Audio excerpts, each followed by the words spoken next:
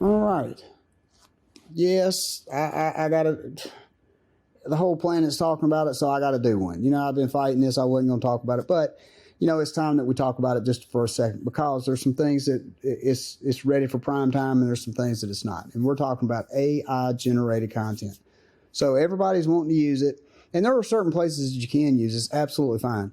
We've been using it for years to help out on Google Posts and things like that.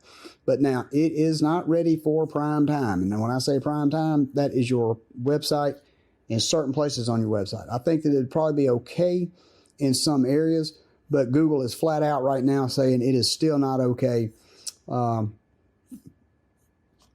use AI-driven content on your website. Now, how would they know? Okay, well, in a lot of cases, it's not that hard if you read the whole thing yourself and say, all right, well, a computer wrote that. So it's certainly if they have things in their algorithm to look for it. And you got to remember this, ChatGPT, if you're going to do it, by all means use that one, because Bard is actually Google. So if you use Bard, and I use Bard a lot because I like it. I like it better than ChatGPT. But you certainly better not put it on your website, or if you do, be ready to not rank.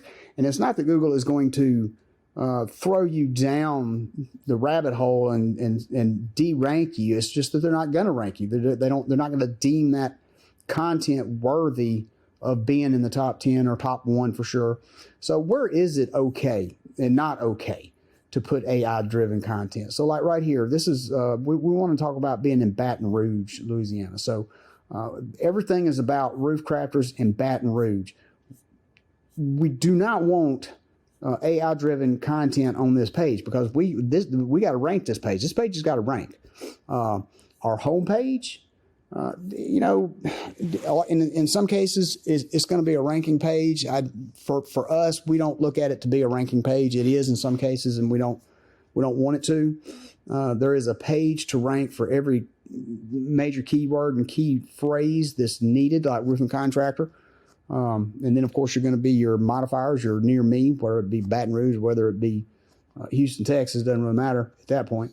So those are places you can use it. Google business profile post.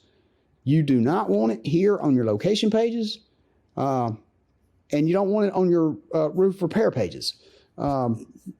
And when I talk about that, that's installation, rain gutter, stuff like that. And, it's so hard. I had a client call me up one time and say, oh, well, this person at this agency called and said, well, your content on your website is the same as on every other website. Well, how many ways can you talk about installing a gutter, a 6-inch K-style gutter? I mean, how many different ways can you do that? So, yeah, there's going to be a certain amount of redundancy on every website. Gutters, repair, gutter guards, all those kind of things. There's no way around it. So the best way to do it is still humans, but you can use it to get started. And I said I was going to stay short, so let me get out of here. Just remember, right now, use it for your Facebook advertising, use it for your Google posts, but I would not put it on my website just yet.